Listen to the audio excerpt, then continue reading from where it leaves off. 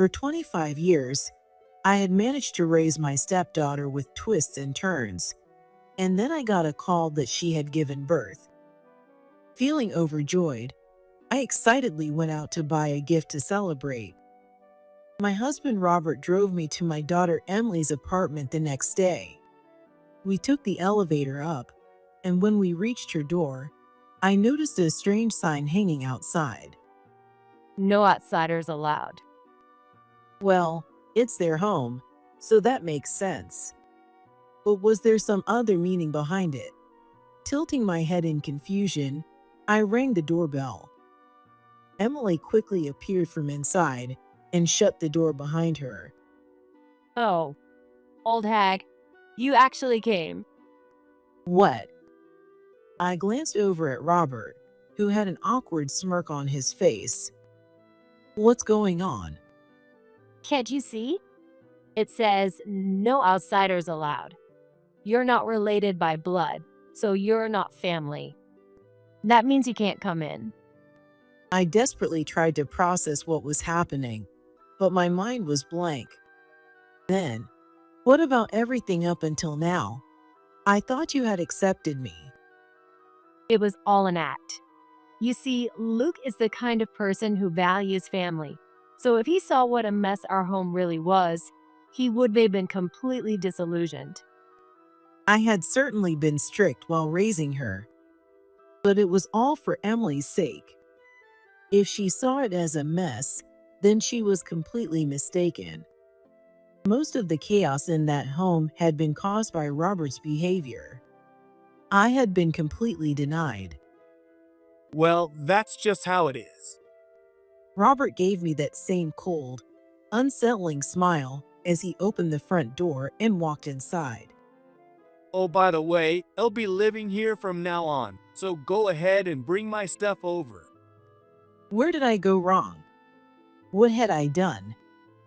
Something inside me, something I had been holding onto for so many years, finally snapped. I see, that's enough. It was my high school reunion. I had left my corporate job and started working as a freelancer. At the reunion, I fully soaked in the mix of nostalgia and fresh new energy in the air. It's been a while, Amanda. Suddenly, someone called out to me. When I turned around, I saw Robert, the most popular guy from our high school days. Robert, you haven't changed at all. You haven't either, Amanda. With his striking looks, he was the heartthrob of our class, admired by every girl. And of course, I had been one of them. The feelings I had long buried suddenly resurfaced, blooming like a flower. Hey, how about we slip away from here and grab a drink, just the two of us? To my surprise, he made the first move. I had no reason to refuse. Of course, I'd love to. I answered without hesitation. Back in high school, Robert had been incredibly popular, but for some reason, he was single now. And he was the one who said, "I want to be with you," before I even had the chance to ask. If you had waited a little longer, I was planning to say it first. Oh, really? That's good to know. And just like that, I finally fulfilled a love that had lasted for 10 years. But then, Robert revealed an unexpected truth. Actually, I'm divorced and I have a kid. What? That was definitely something I would have preferred to know up front.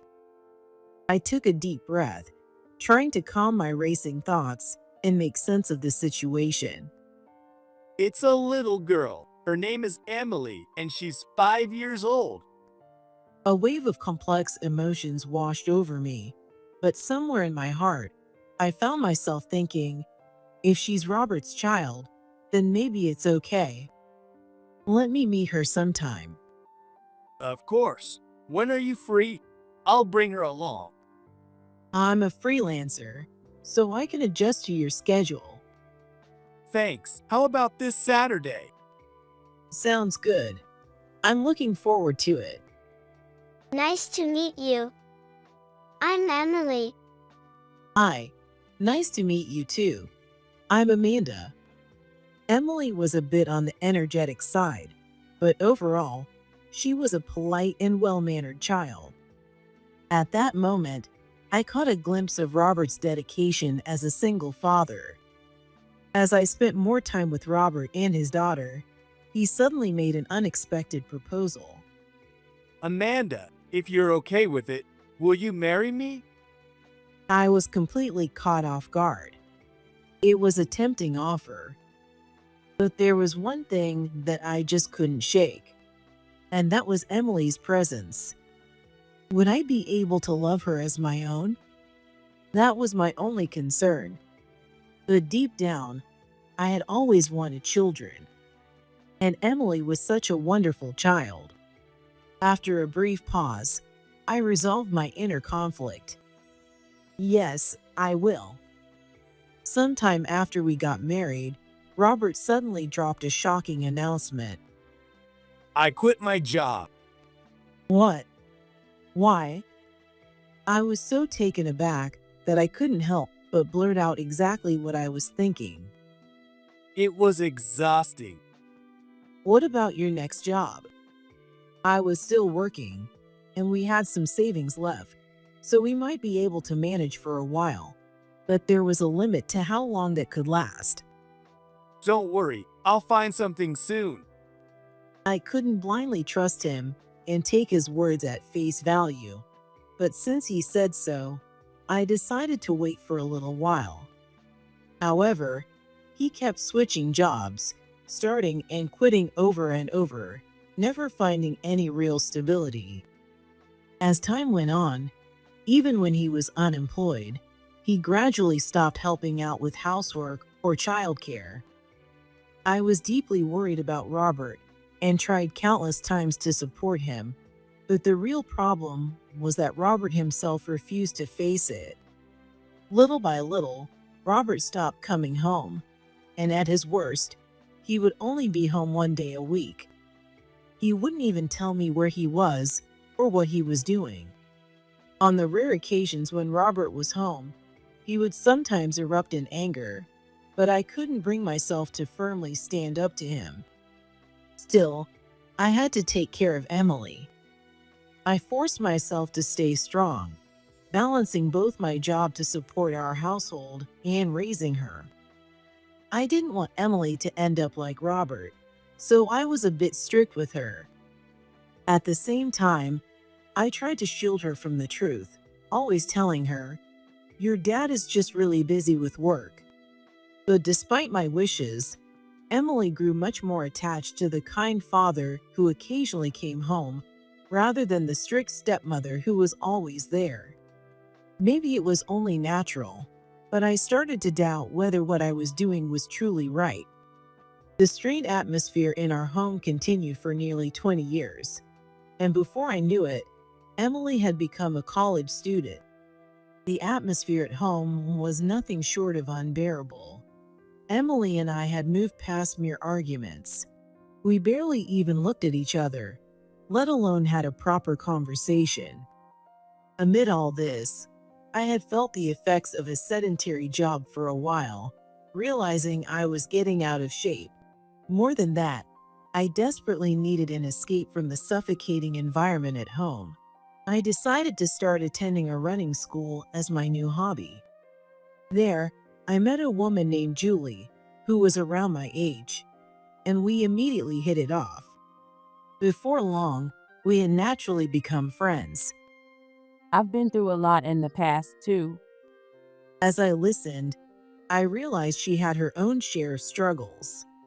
In a way, it felt like our lives had followed similar paths, intertwining in unexpected ways. Feel free to vent or talk to me anytime. I'm sure I can help in some way. Thank you. That really means a lot. Julie was incredibly supportive and always stood by my side. It seemed like, in seeing my current situation, she had her own thoughts about it as well. As time passed, Julie became an irreplaceable friend to me. The moment I seemed even slightly different from usual, Julie was the first to notice and would immediately step in to help me let off steam. Eventually, Emily graduated from college, and with that, she decided to move out. While a part of me felt a sense of loneliness, I also found myself somewhat relieved. At least she could finally escape this stifling environment. Not long after Emily left, Robert, who had only been coming home once or twice a week, suddenly started spending all his time at home. I immediately turned to Julie for advice. "So that's what's happening. What do you think I should do?" Well, unless there's something physically or mentally wrong, he really should be working. Of course, if he's genuinely unwell, then taking time to rest properly is important too. I honestly have no idea what's going on in his head anymore. I don't even know if something's wrong with him or not. In that case, you might as well ask him outright, even if it's a long shot. Taking Julie's advice, I decided to talk to Robert. "Robert, do you have a moment? What? What's going on with your job?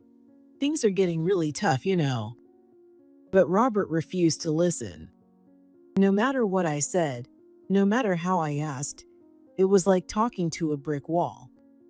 He just kept dodging my questions, giving vague and half-hearted responses, leaving me with no way to get through to him.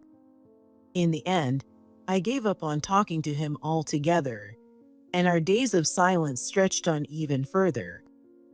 A few years later, I got a call from Emily. "Emily, what's up? How have you been?" Actually, I wanted to talk to you about something, and I'd like to bring my boyfriend over. "Wait, does that mean?"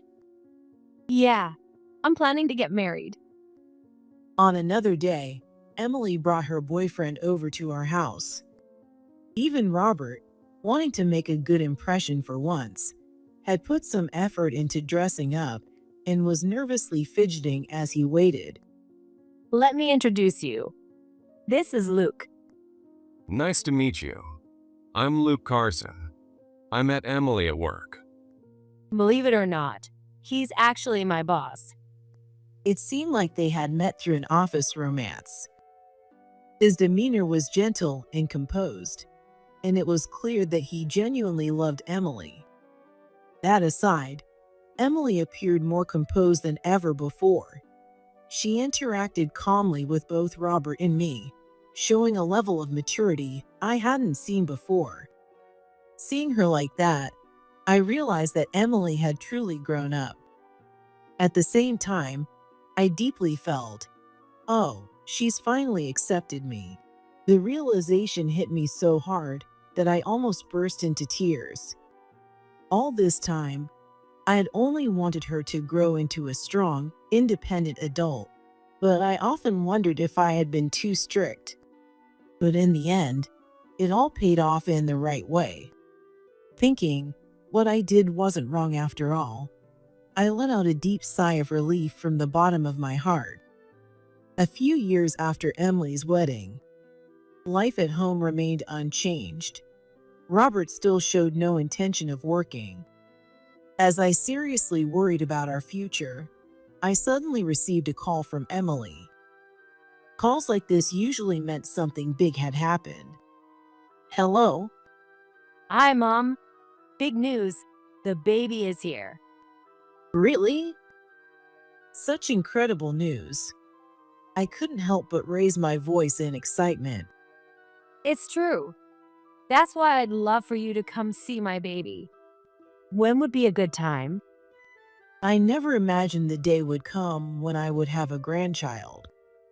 The thought of becoming a grandmother had never even crossed my mind. I never imagined this day would come, but it filled me with deep emotion. I wanted nothing more than to rush over and see my grandchild right away, but unfortunately, I was tied up at the moment. "How about tomorrow? I'd love to come today, but I'm swamped with work right now." Tomorrow? Got it. I'll be ready and waiting. Of course, the birth of my grandchild was wonderful news. But even more than that, I was overjoyed that my once distant stepdaughter had finally opened her heart to me. This phone call felt like the moment we had finally become a real mother and daughter. I did wish she had told me before the baby was born, but thinking of it as a surprise, it felt rather sweet. Now that everything was set, I needed to hurry and finish my work to be ready for tomorrow. Suddenly, I felt a surge of motivation. That's right, I should share this news with Julie too. I left a message for Julie, telling her that I had become a grandmother, and then turned my attention back to work. The next day, I dressed up nicely and brought the gift I had managed to gather at the last minute. Are you ready? He had changed a lot since we last saw each other. He used to be such a handsome man, it was a shame. I'm ready. All right, let's go. For some reason today, I felt even calmer than usual, almost as if I were completely composed. There was a clarity to it, almost as if we had returned to the past.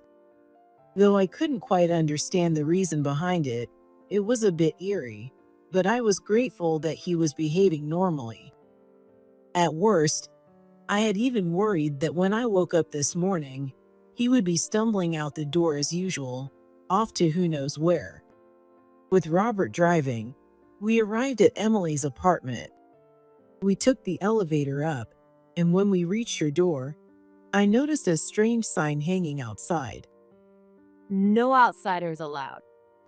Well, it's their home, so that makes sense. I tilted my head, wondering if there was some other intention behind the sign, and rang the doorbell. Soon, Emily appeared from inside and quickly shut the door behind her. Oh, old hag. You actually came. What? I glanced over at Robert, who had a creepy, smirking look on his face. What's going on? Can't you see? It says, no outsiders allowed.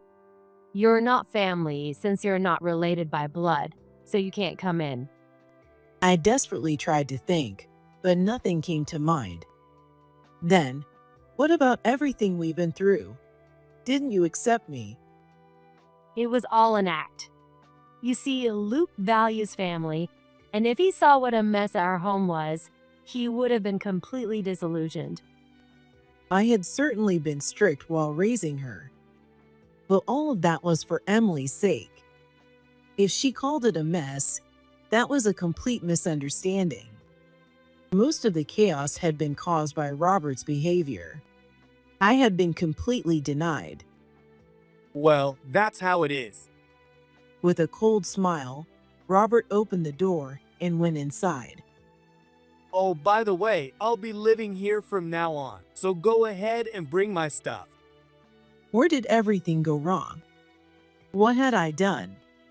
Inside, something that had been tightly wound for so long snapped. I see. That's enough. With those words, I left the scene alone. However, I had no intention of backing down. Hello? Is it possible to talk now? A few days after the shocking event, I called Emily. Emily, come to the cafe nearby with Robert, right now. Why? Is there a reason I have to go? Just come. I said no more and hung up the phone. When I arrived at the cafe I had specified, it wasn't long before Emily and Robert showed up. Both of them wore puzzled expressions, perhaps unsure of what was going to happen. So, where's the stuff? Stuff? Oh, I didn't bring anything. But here, take this. Instead of handing over a bag or anything like that, I presented a divorce paper. As soon as Robert saw it, his face went pale. On the other hand, Emily started laughing and turned to Robert. How is it that you're getting a divorce even though you only do side jobs? Are you out of your mind? You should be glad you're getting divorced. Side jobs. What's that? No. What do you mean, what? You're not even doing a proper job, are you? Robert visibly started to panic. Wait a minute. Emily, what did he tell you? Dad said he's working a normal job. I heard Mom's job was just for pocket money. It's all a lie. What do you mean? But you always said Dad was busy with work. Back then, I didn't want to hurt you, so I told you Dad's working. That was a lie. I'm sorry. So, what's the truth then? Most likely, he used that as an excuse to say, I'm the one supporting the family, right? At this point, it was just speculation, but if that were the case, it made sense that Emily would side with Robert. Are you asking me to believe this now? There's no way.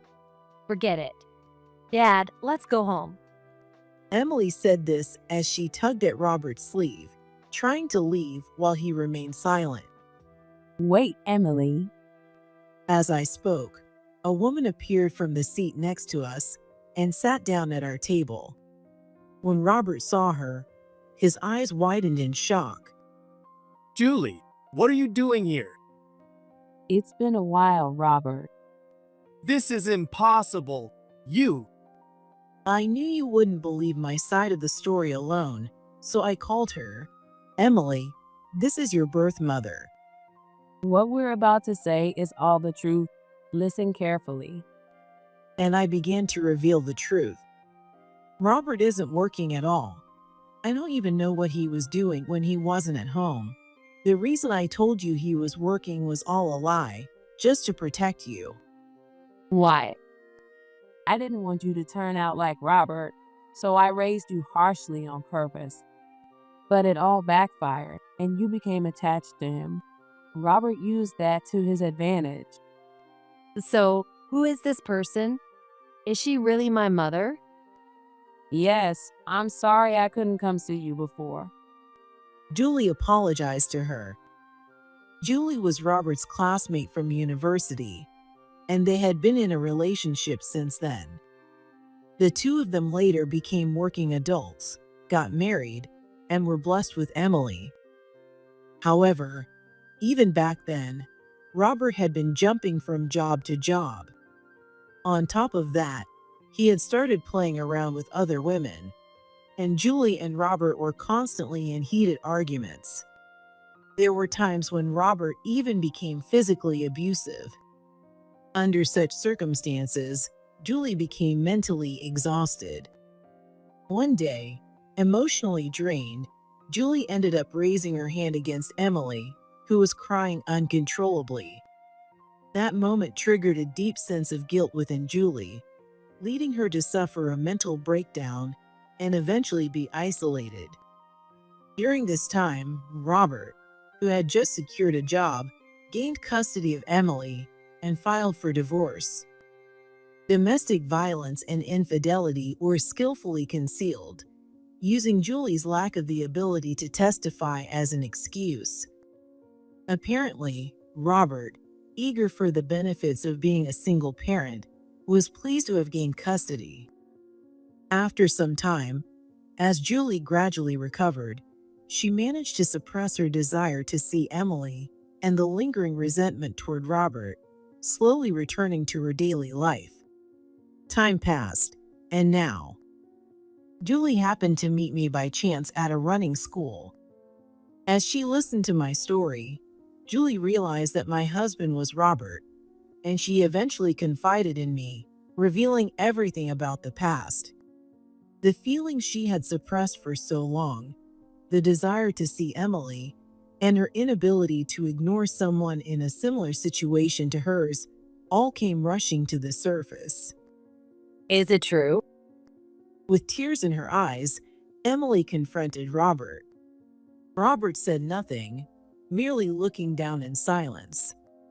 It was as if he was silently acknowledging everything without saying a word. Both Amanda and I've been through the same thing. You're his next target, Emily. That's why I came to persuade you. I'm sorry, but it's all true. I've also been a victim of violence. So, the reason you were always so strict was, Yes, everything was for your sake. I've regretted many times that I might have been too strict, but if even a little of that reached you, then it will have been worth it. It seemed that Emily had finally woken up from the deception.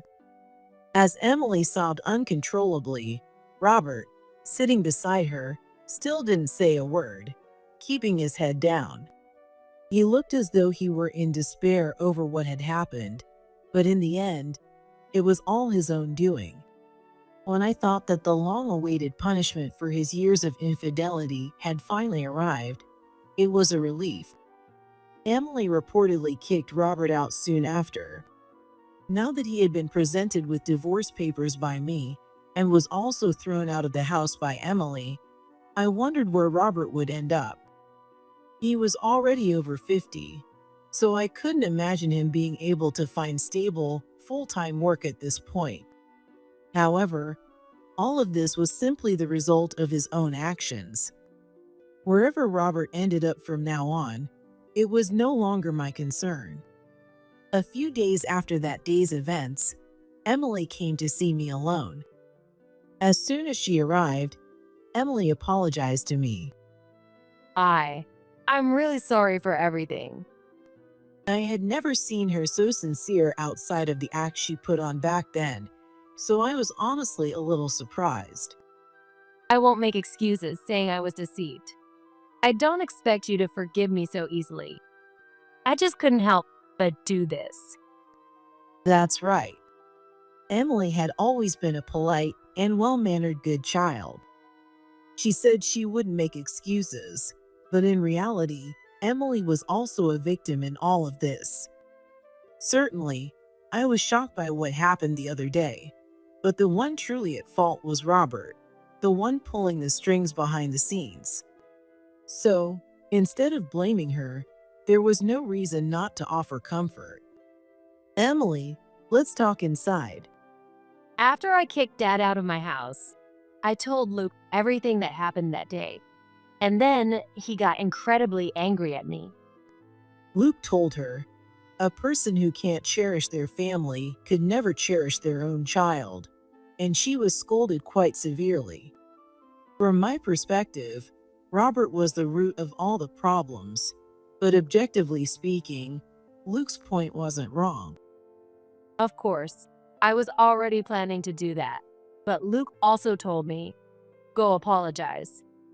So that's why I came to apologize. From Emily's demeanor, it was clear that she was genuinely reflecting on her actions. Having raised her for over 20 years with strict principles, her sense of ethics should be solid. I knew that better than anyone. I really regret it. Looking back now, I can see that you were strict with me because you truly cared about me. But that person, he was just kind, but he never really did anything for me. When I was a child, I didn't understand, but now I see it clearly. I was wrong. I can tell that you truly feel that way. So, you don't need to apologize anymore. Yes, I was shocked that day, but I never intended to blame you in the first place. Will you forgive me? I told you. I'm not going to blame you. Robert is another story, though. Thank you.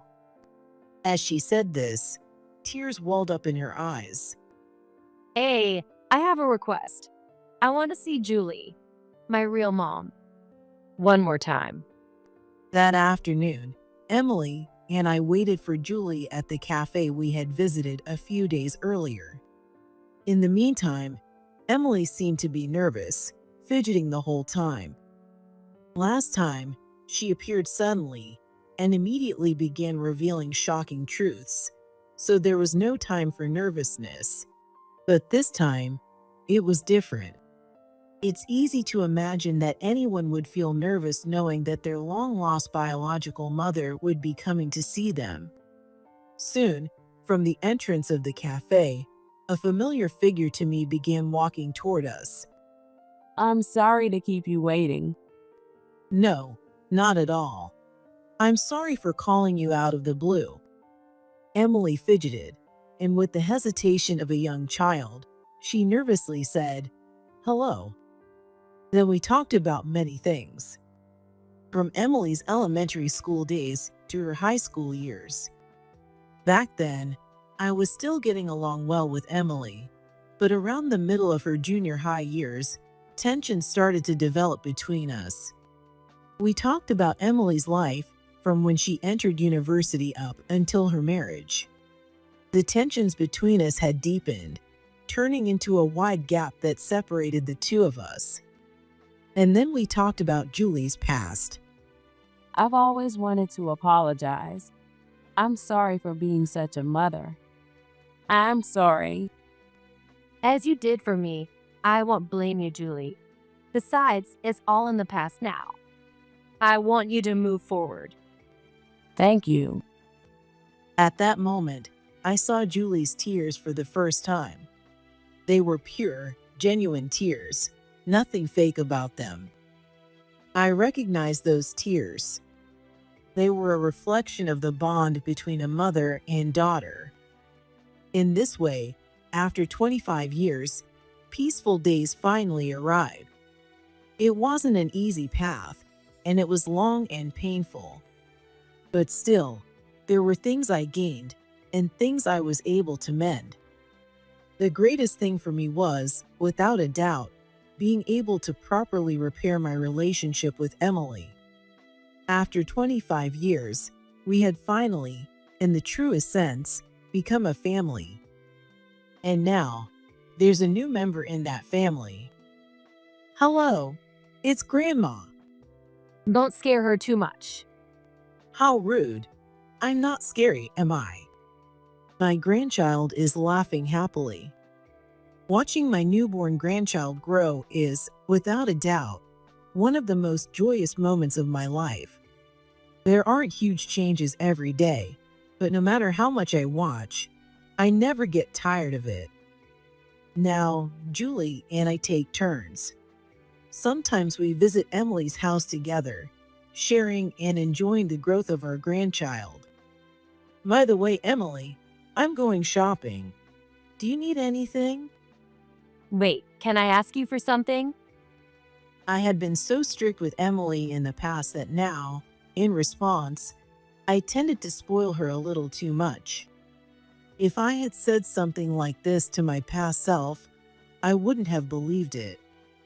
In this way, my life reached a certain turning point, and I moved on to the next stage. I can't help but look forward to my life ahead.